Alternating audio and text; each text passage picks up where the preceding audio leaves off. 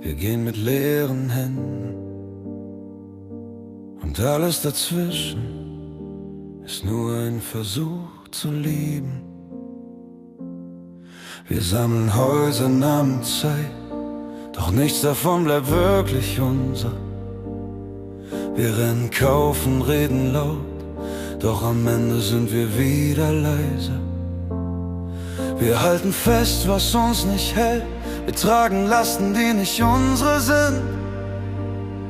Wir halten Türen zu aus Angst, dass jemand sieht, wie weich wir sind.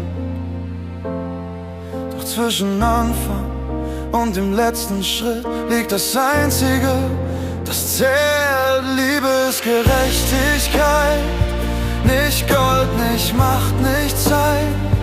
Nur Liebe bleibt, wenn alles fällt.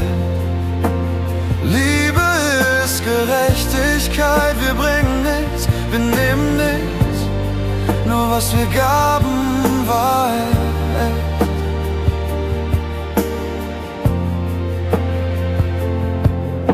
Wir streiten um ein kleines Licht, vergessen, dass wir Sterne tragen. Wir kämpfen um ein Stückchen Welt, statt sie miteinander zu atmen.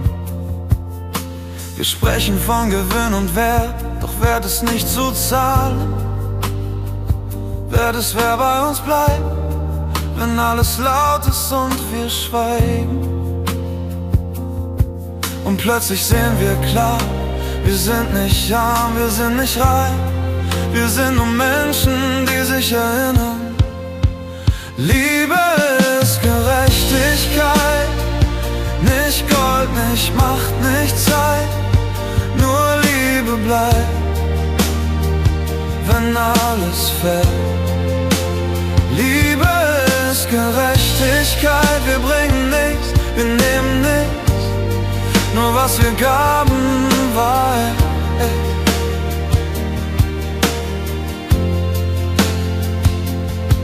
Am Ende stehen wir wieder dort, wo wir begonnen haben. Doch wer wir waren, das bleibt. Liebe ist Gerechtigkeit.